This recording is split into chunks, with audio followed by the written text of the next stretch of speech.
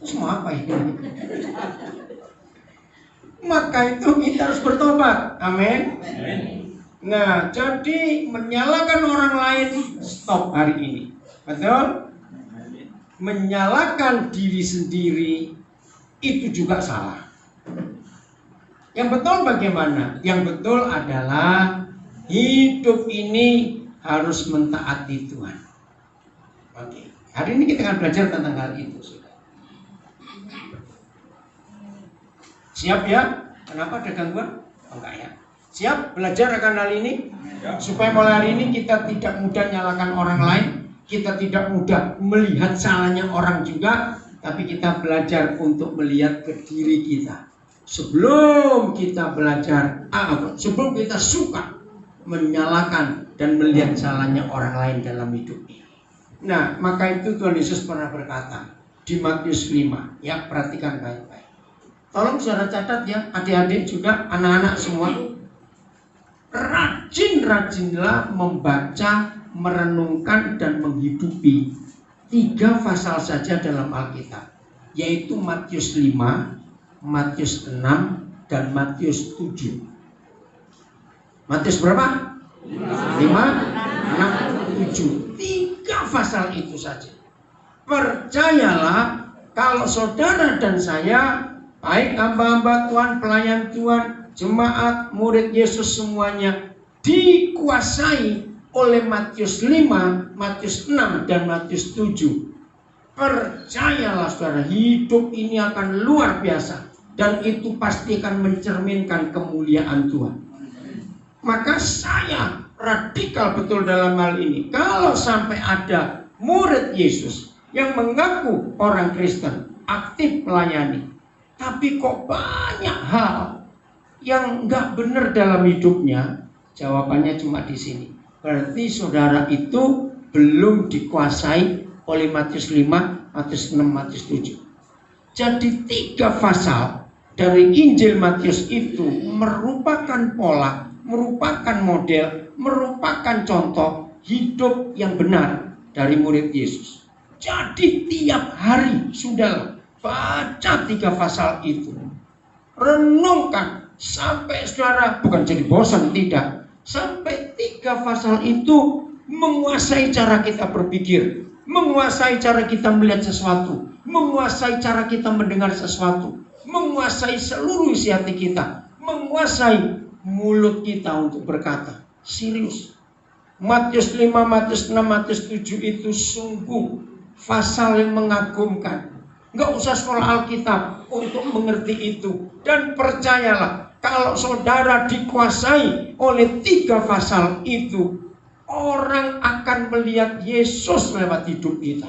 Amen. Serius saudara, itu luar biasa. Kalau saudara menemukan buku biografi kisah hidupnya Mahatma Gandhi, nah salah satu yang dia bahas adalah Matius 5, Matius 6, Matius 7. Dia orang Hindu, dia bapak orang India karena dia menjadi proklamator istilah kalau Indonesia.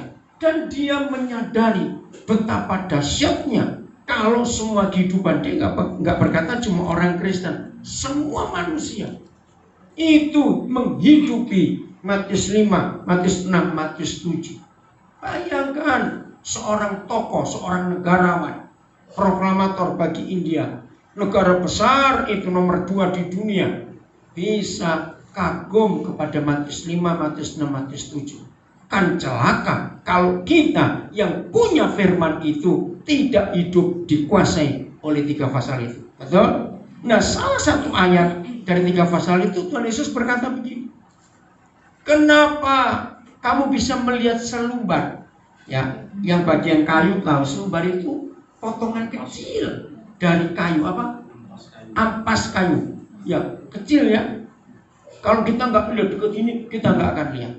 Kenapa kamu bisa melihat kayu kecil di mata saudara, padahal di matamu ada balok? Masih ingat? Nah, itulah kita. Salah orang lain yang kecil-kecil kita lihat, masa salah kita sendiri kita nggak bisa lihat? Nah, itu Matius 5, Matius 6, Matius 7. Bagus. Jadi janji adik-adik ya, anak-anak, ya papa mama selalu mengingatkan anak-anak, ayo kamu sudah baca belum? Hari ini ingatkan terus. Nah anak-anak juga ingatkan papa mamamu. Ya papa mama sudah baca belum? Setuju ya anak-anak ya? Harus itu. Matius 5, Matius 6, Matius 7 itu luar biasa. Semua kita ulang-ulang tiap hari sampai kita 3 pasal itu hidup di hidup kita. Sungguh itu luar biasa. Maka hidup ini akan jadi lain. Nah, di sini kita belajar bagaimana firman itu menguasai kita. Bukan kita yang menguasai firman, salah besar. Biar Tuhan yang menguasai kita dalam hidup ini. Artinya Tuhan yang nyetir kita dan firman ini. Mari kita buka Markus pasal 7. Kenapa Tuhan melarang kita menyalahkan orang dan lihat salahnya orang? Karena ini Markus 7 mulai ayat yang ke-19 sampai 23. Matius 7 Markus 7 ayat 19 sampai 23. Sudah? Karena bukan masuk ke dalam hati, tetapi ke dalam perutnya, lalu dibuang di jamban. Dengan demikian Tuhan Yesus menyatakan semua makanan itu halal. Ya nanti baca di ayat sebelumnya ya. Jadi waktu itu orang-orang Yahudi berdebat soal makanan. Sampai sekarang banyak orang beragama masih berdebat soal makanan. Ya, Tuhan Yesus berkata, "Hei, yang penting itu yang bisa merusak hidupmu, yang bisa mempengaruhi kamu jadi baik, benar, salah dan sebagainya, itu bukan apa yang masuk, tapi apa yang keluar." Ini konsep surga yang luar biasa. Maka itu kalau mulai hari ini saudara dan saya percaya dan setuju pada firman ini, wah, suami istri hidupnya aman, surga di dunia. Oh, nggak ada yang ngamen. Berarti kalau seorang nggak mengaminkan ini, rumah tangga saudara seperti neraka. Saya ulangi lagi.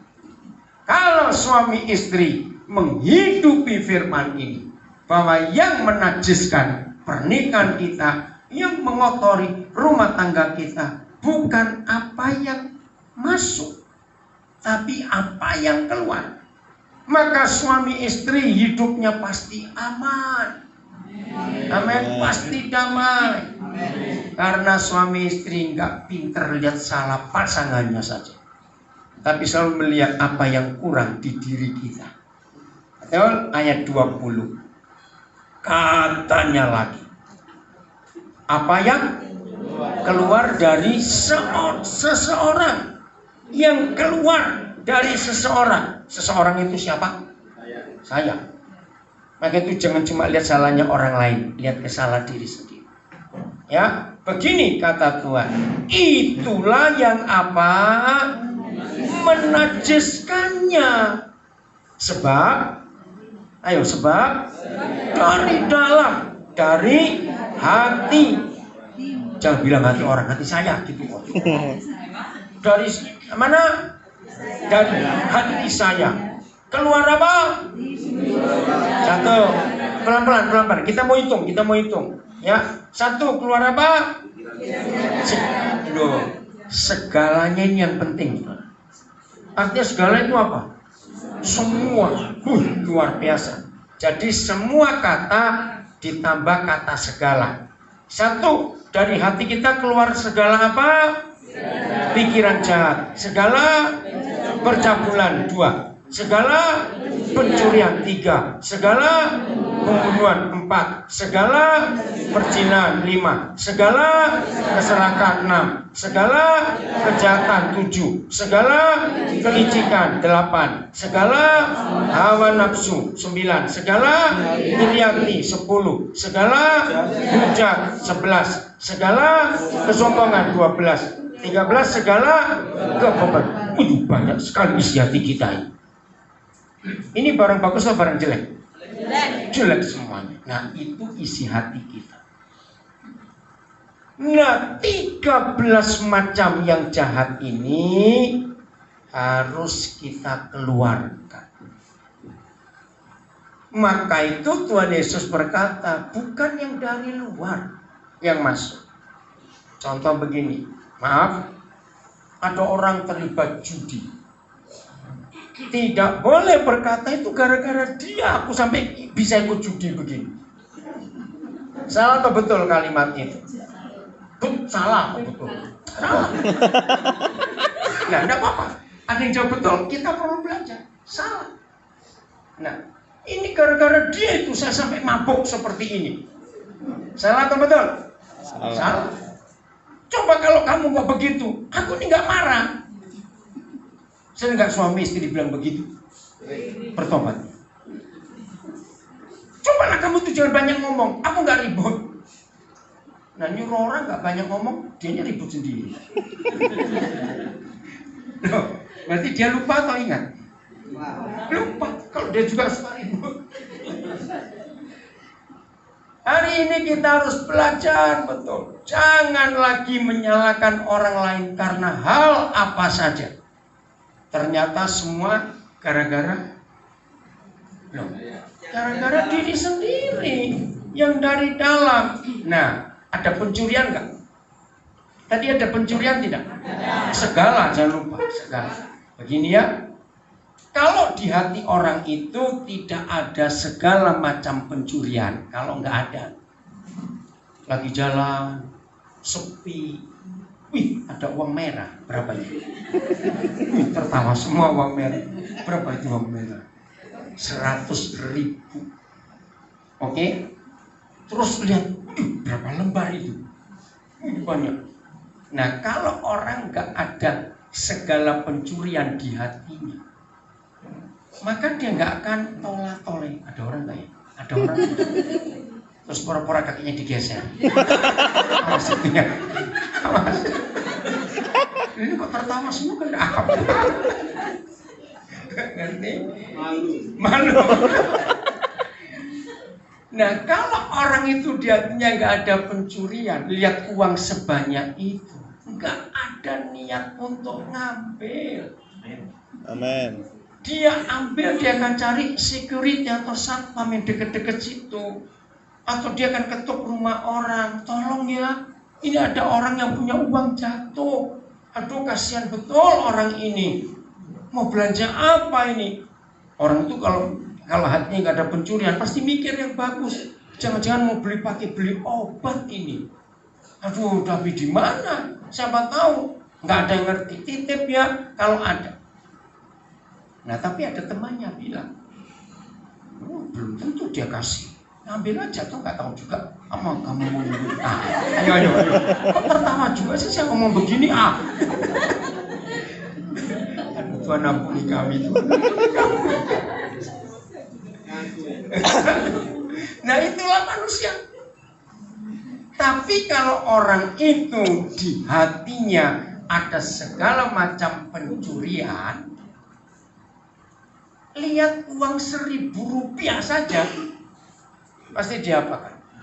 Diambil. Oh, kesempatan. Puji Tuhan ada berkat. Awas kamu ngomong begini. Karena memang di hatinya sudah ada segala.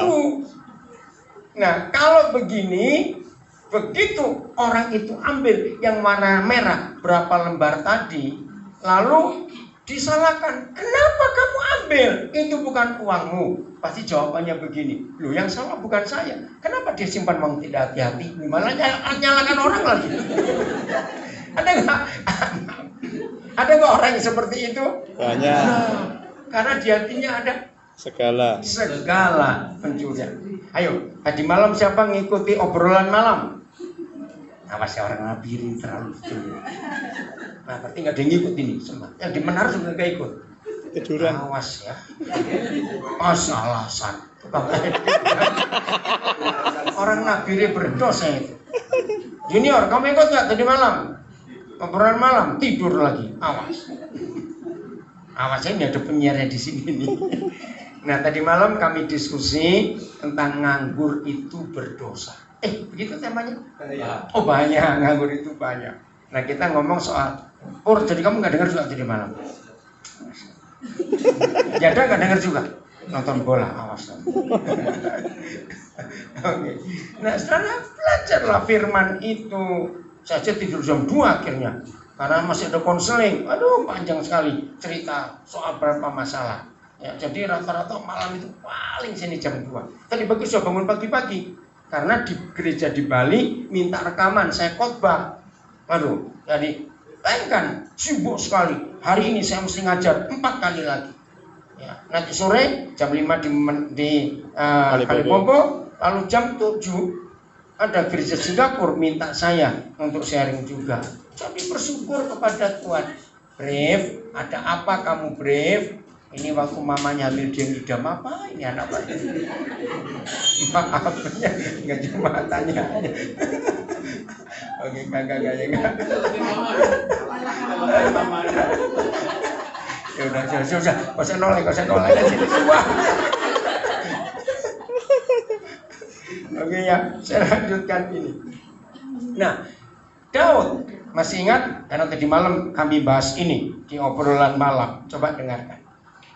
Semua kita baca Alkitab bukan? Jadi Daud jatuh dalam dosa ditulis apa di Alkitab? Karena dia lihat Batseba. Ayo, dia jatuh dalam dosa karena dia lihat Batseba mandi.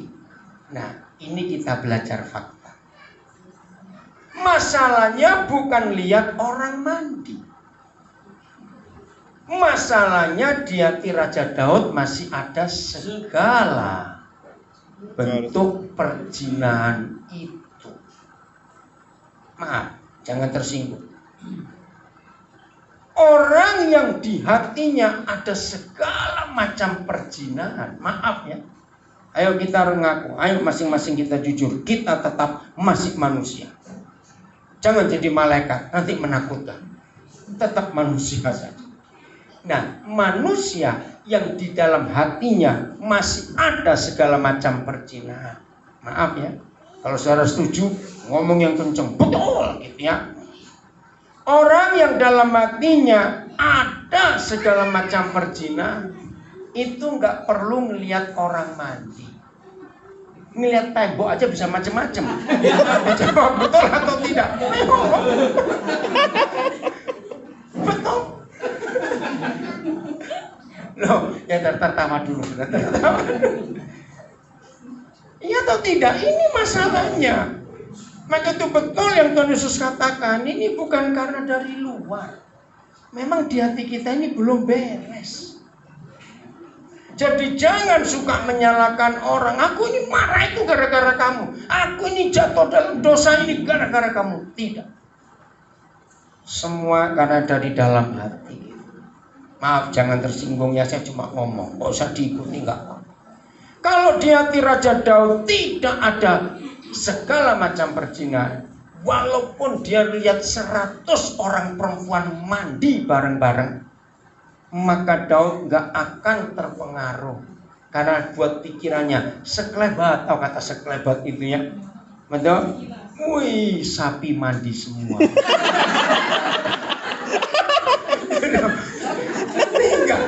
Belum, karena memang tidak ada segala macam perzinahan di hatinya. Loh, ngerti nggak ilustrasi ini?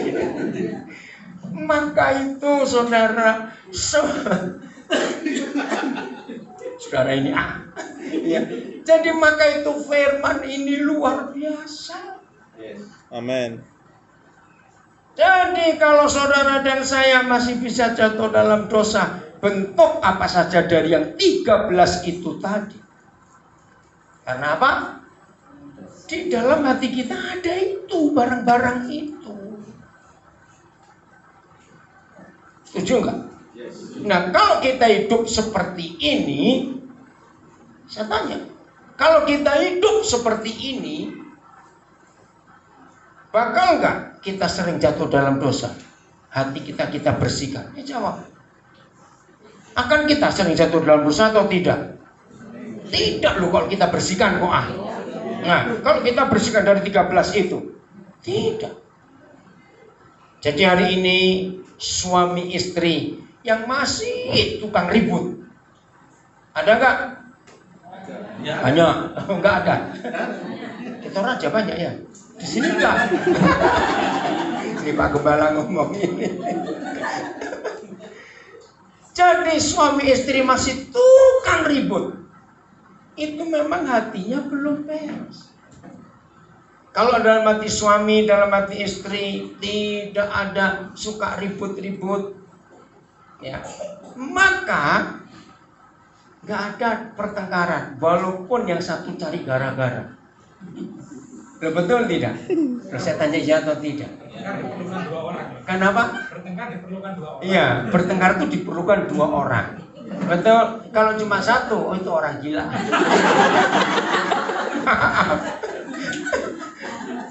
Maka itu kalau yang satu ngajak bertengkar, yang satu cuma maka yang ngajak bertengkar jadi apa? Gila. Oh gila, bukan. Gila gimana?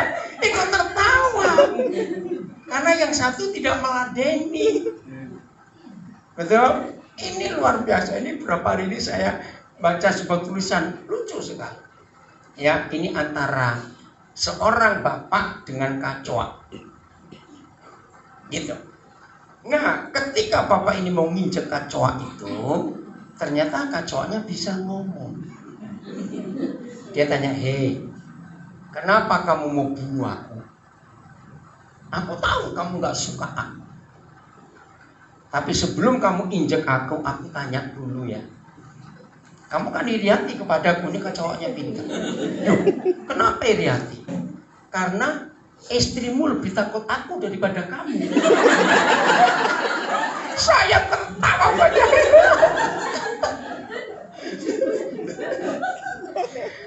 Loh, betul nggak tulisan itu?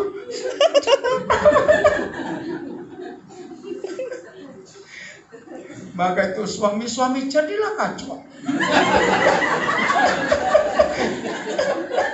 Supaya istri takut. Yo, ini orang kok bisa jadi nulis kayak begini? Jadi ya di tulisan itu nggak diteruskan, dicek atau nggak tahu.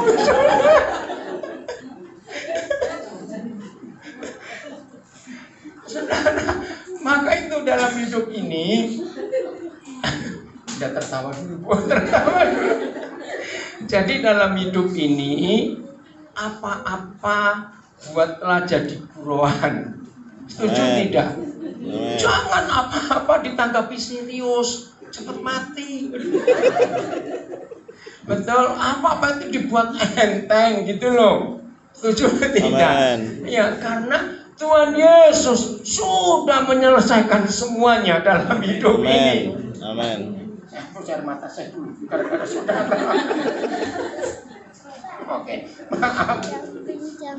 Nah, jadi kalau hidup seperti ini anak, indah tidak?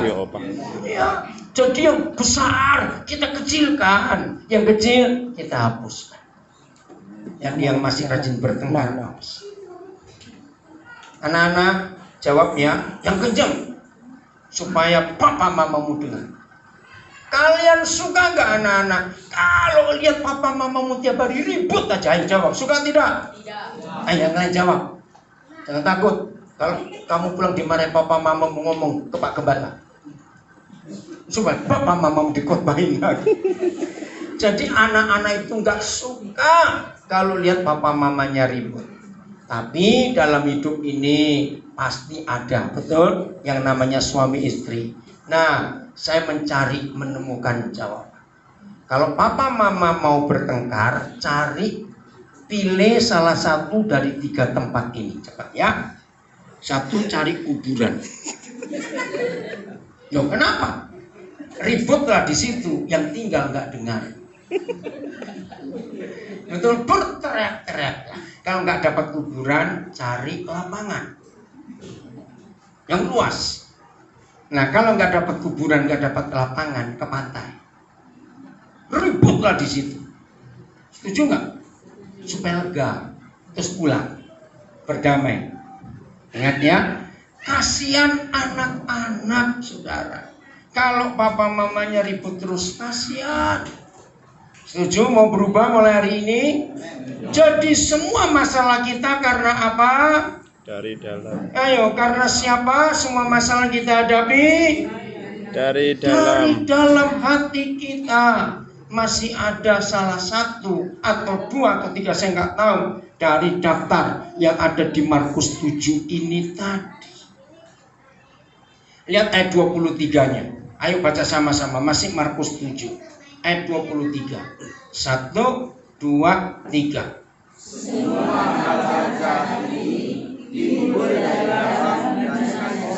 Nah, yang kena dampaknya tidak cuma kita yang masih menyimpan hal-hal jahat ini, menajiskan orang. Maka itu kalau kita rajin bertengkar, yang najis pertama kali anak-anak kita. Betul nggak? Hati mereka terkotori, najis. Tetangga bisa kena dampaknya nggak? Ayo jawab, bisa nggak? Bisa. Anjingnya pun bisa kena.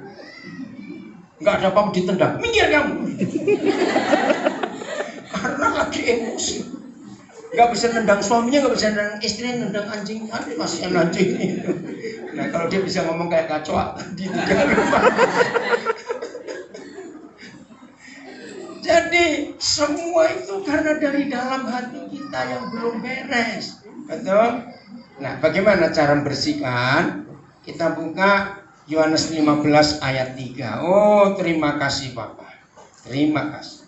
Jadi istilah yang kita mau pelajari dari Yohanes 15 ayat 3 itu begini. Kalau baju kita kotor, kita cari oli atau cari sabun? Awas kamu cari oli, bajumu kotor.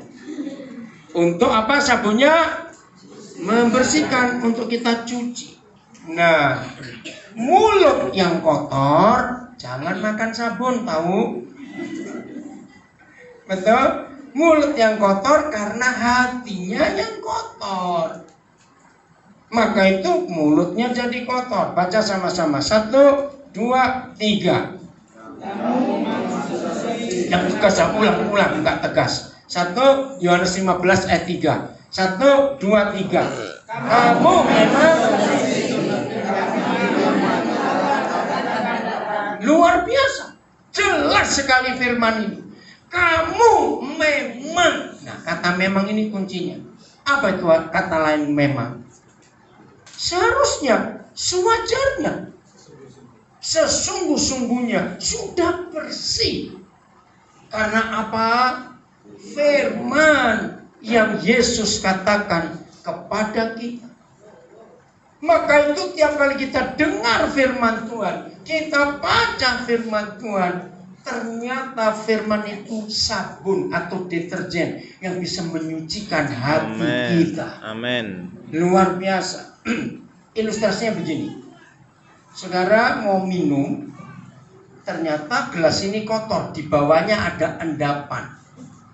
Kalau nggak sempat ketemu sabun di situ, ada cara yang paling gampang, yaitu isi dengan air terus, maka yang dasar kotor itu keluar, ya atau tidak?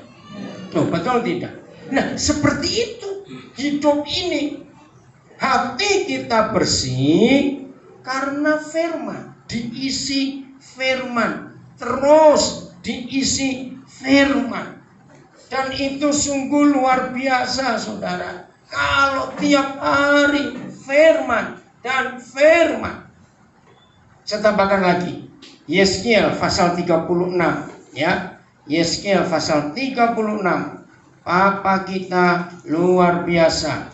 Yeskiel pasal 36. Ayat yang ke-25. Yeskiel 36 ayat yang ke-25. Nah, ini prosesnya. Terima kasih Mama. Ya, Yeskiel 36. Baca sama-sama ayat 25. 1, 2, 3. Aku akan mencurahkan kepadamu air jernih. Nah, Salah ya, jangan ngomong air putih. Air putih itu susu. Yang betul itu air jernih. Atau yang akan mentahirkan kamu. Apa kata mentahirkan? Tahir ini bahasa Arab. Membersihkan, menyucikan. Ya, dari segala kenajisanmu dan dari semua berhala-berhala. Aku, kata Tuhan, akan apa? Mentahirkan kamu. Ayat 26 ini luar biasa. Baca lagi sama-sama. 1, 2, 3. Kamu akan kuberikan hati yang baru dan roh yang baru di dalam batinmu. Dan Tuhan akan apa? Menjauhkan dari tubuh kita hati yang keras. Dan kuberikan kepadamu hati yang taat. Ayat 27. Rohku akan kuberikan diam di dalam batinmu, dan aku akan membuat kamu hidup menurut segala ketetapanku dan tetap berpegang pada peraturan-peraturanku dan melakukannya. Seneng gak dapat hadiah seperti ini dari Tuhan? Nah, terima. Dia sudah berjanji memberikan rohnya, air yang jernih. Dia menyucikan kita dari semua kekotoran kita. Dia berjanji memberikan kita hati yang baru. Berarti sudah diberikan atau belum? Sudah disediakan atau belum oleh Tuhan? Sudah. Kita tinggal apa? Menerima saja. Maka hasilnya saudara, hidup kita akan hebat sekali. Saya berikan beberapa contoh lain lagi. Kalau kita mendengar orang ngomong tentang hal-hal yang salah, ya perhatikan. Kalau kita mendengar orang bicara sesuatu hal-hal yang salah, ada satu di antara dua. Ya anak-anak, ayo maju sana semua, sebelah kiri sana. Oke, setelah minggu sudah selesai ya, puji Tuhan. Ayo ke sana semua. Oke, kita tunggu anak-anak lewat. Pintar anak-anak, kalian tadi sudah belajar firman Tuhan juga ya. Dengarkan ini. Kalau kita mendengar orang ngomong tentang hal-hal yang salah, saya tanya, kita terpengaruh atau tidak? Ya jawab dong, kita terpengaruh atau tidak? Sangat terpengaruh. Betul? Nah, ini yang kita mau pelajari. Ya, supaya apa yang kita baru baca dari Yeskiel 36 ini, bahwa betapa hebatnya kuasa firman, kuasa air yang jernih, kuasa Roh Kudus, kuasa hati yang baru yang dari Tuhan. Maaf, saya beri contoh yang kurang baik supaya kita gampang untuk menghafalkan, untuk mengerti. Satu hari saudara punya tetangga baru, ya entah sebelah kiri atau kanan rumah kita, nggak penting, pokoknya ada tetangga baru. Nah biasanya kalau ada tetangga baru, yang baru atau yang sudah lama tinggal di situ yang mengenalkan diri. Biasanya aturannya cepat, yang baru mengenalkan diri dong, karena baru datang. Kami ini, keluarga ini begini. Nah ternyata tetangga baru saudara ini sudah sampai 3 bulan bertetangga, kok belum mengenalkan diri. Bahkan berapa kali kalau saudara keluar rumah, entah pagi, entah siang, entah sore, entah malam, itu berharap tetangga ini pas barengan keluar. Untuk apa kira-kira kita menunggu dia keluar? Supaya barengan, ayo cepat menyapa, supaya bisa ada kontak. Karena nggak pernah tahu 3 bulan. Suatu pagi, kita senang. Ternyata pas kita keluar rumah, dia pas keluar juga. Nah, terus biasanya kita bagaimana reaksi? Ayo reaksi kita bagaimana? Sudah nunggu 3 bulan ini. Senyum, apalagi menyapa, apalagi ya pokoknya mengenalkan, cari perhatian supaya dia nyapa. Begitu kita pasang senyum, maaf ya ini contoh jelek, tapi saya minta saudara jawab. betapa hebatnya firman itu. Firman gak cuma Tuhan. Saya pakai istilah tetangga pun bisa berfirman. Betul, mama mantu bisa berfirman tidak? Bisa. Jawab. Mama mantu bisa berfirman tidak? Bisa. Nah, ini hebatnya firman mama mantu. Khotbah 2 minggu lalu tentang apa? Ayo, cepat jawab. Khotbah 2 minggu lalu tentang apa? Lupa. Tapi khotbah mama mantu 16 tahun yang lalu masih ingat sampai hari ini. Jawab ya atau tidak? Saya tanya kok. Jawab ya atau tidak? Ya. Bahkan ada 30 tahun masih ingat firmannya mama mantu. Karena apa? Firman mama mantu direnungkan siang dan malam. Maka itu hafal. Yang Tuhan minta renungkan firman Tuhan siang dan malam. Nah, kembali ke tetangga ini ya. Kita sudah pasti senyum, mau tanya, baru mau bilang selamat pagi itu baru dia jawab babi kamu. Nah, ini misalnya saya contoh. Ngerti contoh ini? 8 huruf loh sekarang. Loh betul nggak? Hitung 8 huruf nggak? Ya. B A B I K A M U. Saya tanya kepada saudara, 8 huruf ini bisa merubah hidup kita? Bisa. Apa perubahannya? Benci. Ambil barang, betul? Apa lagi? Loh, ini serius, ini contoh. Ya betul tidak? 8 huruf itu bisa urusan polisi. Loh, kira-kira ya atau tidak? Ya.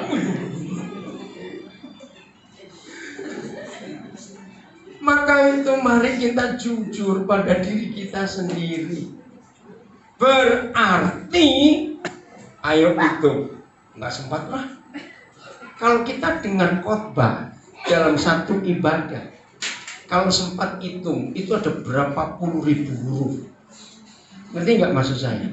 Ya toh, kalau kita dengar khotbah dari hamba Tuhan, itu hurufnya banyak atau sedikit? Kalau dengar khotbah nggak ada hurufnya, jadi cuma pendeta senyum-senyum aja.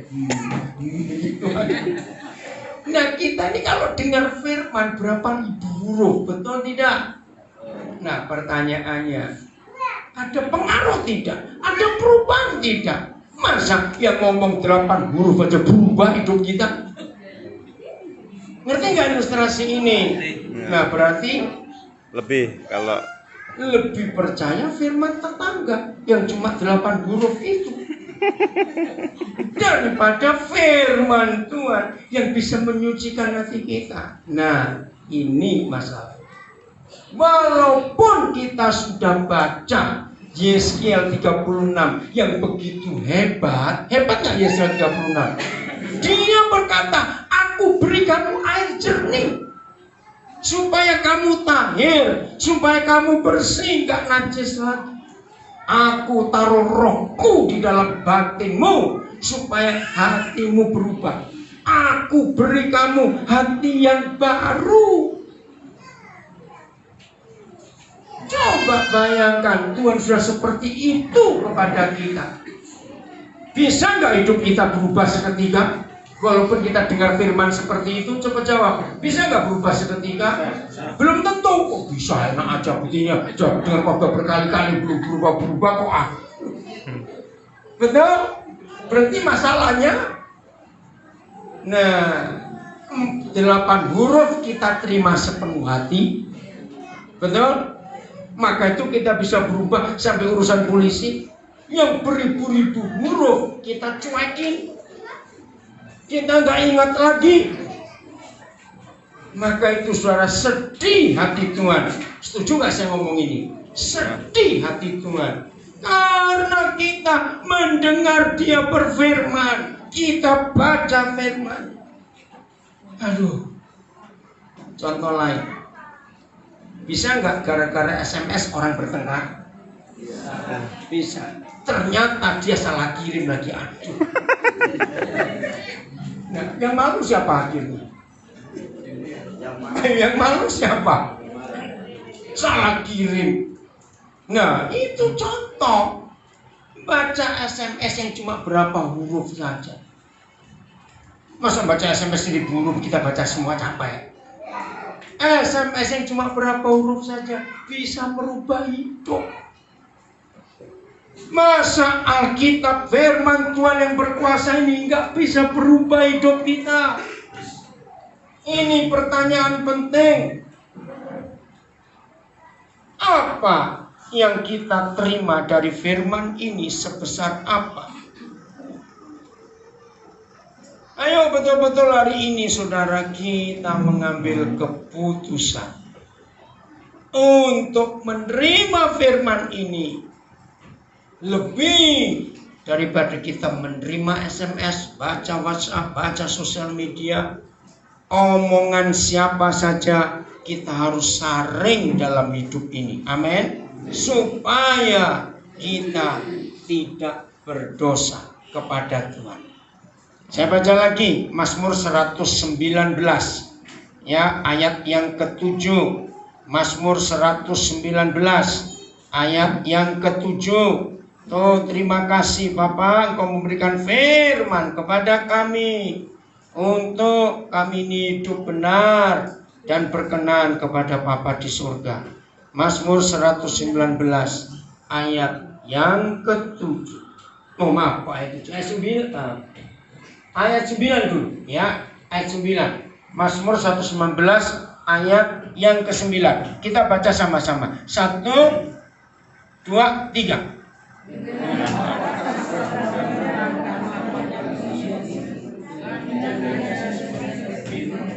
Anak-anak muda, ambil keputusan mulai hari ini. Kalian menjaga hidup kalian, semua kita, untuk menjaga kelakuan kita tetap bersih. Menjaganya dengan apa? Sesuai dengan firman. Ayat 11. 1, 2, 3. Janjimu. Nah, gampang sekali supaya saudara dan saya tidak berdosa kepada Tuhan. Bagaimana caranya? Ayo, menyimpan apa? Firman di mana kita? Di hati kita. Ini janji dan jaminan yang luar biasa. Oke. Kecuali firman, apa yang kita bisa simpan di hati kita? Kecuali firman. Susah benar. Duit, pura-pura. Loh, ya atau tidak? Ayo ngaku. Loh, ya atau tidak? Cepat jawab. Betul? Nah, kalau kita nyimpan duit di hati, jadi hati kita, hidup kita bagaimana? Mata duitan, gitu aja sudah. Nah, kata tetangga tadi yang cuma 8 huruf itu bisa merubah kita, karena 8 huruf itu kita simpan di hati. Kenapa firman mama mantu nyantol di hati? Karena Simpan. Karena disimpan. Mengapa kita susah mengampuni orang? Karena tidak disimpan. Karena kita menyimpan kesalahan. Karena susah mengampuni orang kok. Tidak menyimpan Kenapa kita firman. susah mengampuni orang? Karena kita menyimpan kesalahan orang itu. Maka itu penting sekali ya untuk kita menyimpan firman. Menyimpan firman. Adik namamu siapa? Ya kamu. Ya. Nah, siapa? Oke. Renungan firman betul ya. Nah, ini yang kita pentingkan dalam hidup kita. Apa yang kita simpan di hati kita, itu yang akan muncul di mulut kita dan di pikiran kita. Amin. Betul tidak? Orang yang menempatkan duit di tempat yang paling penting di hatinya, maka mikir apa saja, ngomong apa saja, pasti uang. Karena itu yang ditempatkan yang paling baik. Berbahagialah setiap kita kalau saudara dan saya menyimpan firman. Amin. Karena itu akan membuat dampak yang besar di hidup kita.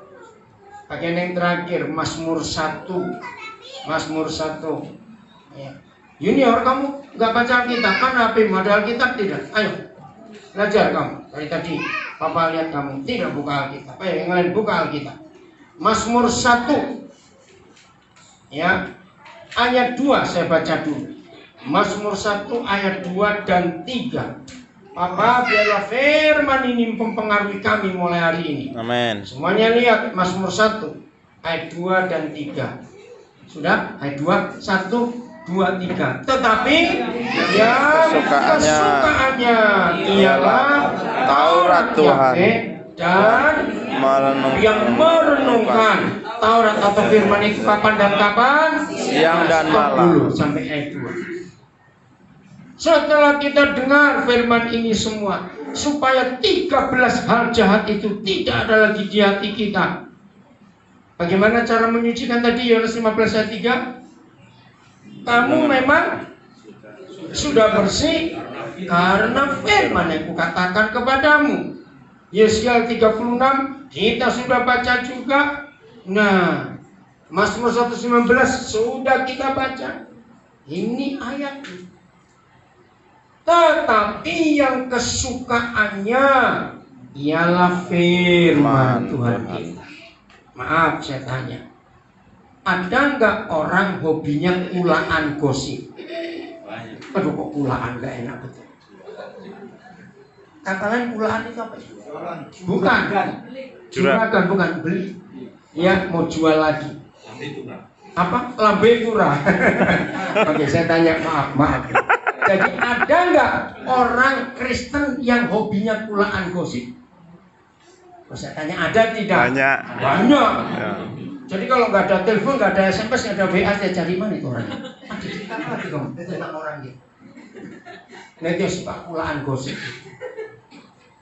Orang kepikir bebek mati. Lo betul tidak? Karena orang itu merusak.